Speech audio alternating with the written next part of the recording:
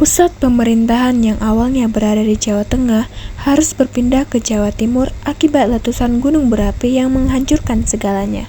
Inilah yang membawa kelahiran Kerajaan Medang Kamulan atau yang seringkali disebut sebagai Kerajaan Mataram kuno periode Jawa Timur.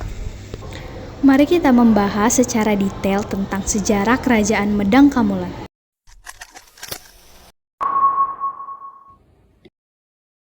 Kerajaan Medang Kamulan didirikan oleh Empu Sindok pada abad ke-10 Masehi sebagai kelanjutan dari Kerajaan Mataram kuno. Setelah runtuhnya Mataram kuno akibat serangan Kerajaan Sriwijaya dan bencana alam seperti letusan gunung berapi, Empu Sindok memindahkan pusat pemerintahan ke Jawa Timur sekitar 929 Masehi. Di sana, ia mendirikan Kerajaan Medang Kamulan dengan ibu kota di Watan Mas yang kini diperkirakan berada di dalam Jombang, Jawa Timur. Empu Sindok juga mendirikan dinasti Isyana yang memerintahkan Kerajaan Medang Kamulan selama sekitar 1 abad. Selama masa pemerintahannya, kerajaan ini mengalami perkembangan pesat dalam bidang ekonomi, sosial, dan budaya, serta menjalin hubungan diplomatik dengan kerajaan-kerajaan lain di Nusantara. Yang pertama, Empu Sindok. Empu Sindok dikenal sebagai raja yang merakyat. Ia berusaha untuk mensejahterakan rakyatnya. Seperti yang sudah dijelaskan sebelumnya, pada masa pemerintahannya, Kerajaan Medang Kamulan mengalami perkembangan pesat dalam bidang ekonomi, sosial, dan budaya.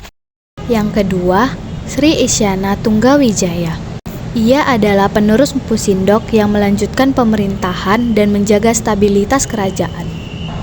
Selama masa pemerintahannya, Sri Isyana Tunggawijaya dan Sri Lokapala dikenal sebagai pemimpin yang dihormati oleh rakyatnya. Salah satu warisan penting dari masa kepemimpinan mereka adalah pembangunan kompleks Pertitaan Jolotundo. Selain itu, masa pemerintahan Sri Isyana Tunggawijaya ditandai dengan stabilitas politik dan perkembangan budaya yang signifikan. Yang ketiga, Sri Makutawangsawardhana. Raja ini juga berperan penting dalam menjaga kelangsungan dinasti Isyana.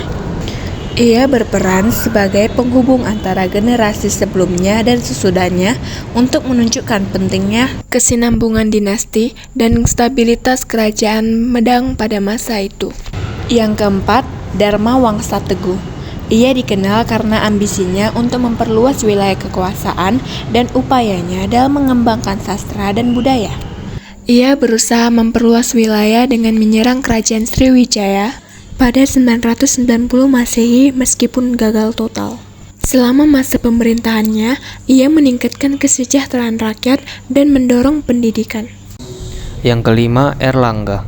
Erlangga adalah raja yang paling terkenal dari Kerajaan Medang Kamulan. Ia berhasil memulihkan kerajaan setelah mengalami kehancuran akibat serangan dari Kerajaan Sriwijaya. Masa pemerintahannya ditandai dengan kemajuan pesat di bidang ekonomi, pertanian, dan sastra. Yang paling terkenal yaitu Erlangga, karena sebagai pewaris tahta, ia menyatukan kembali wilayah-wilayah yang tercerai-berai, mengalahkan musuh, dan mendirikan kerajaan Kahuripan pada tahun 1019 Masehi.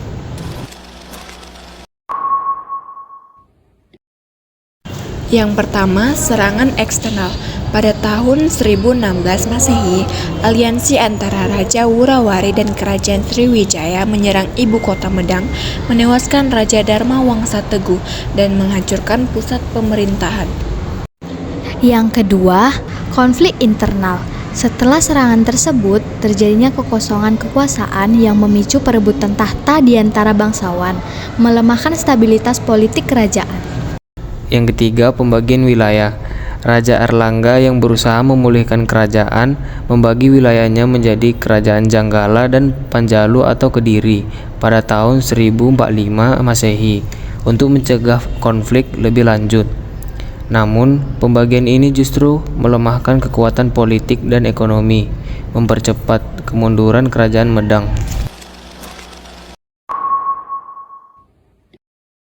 Candi.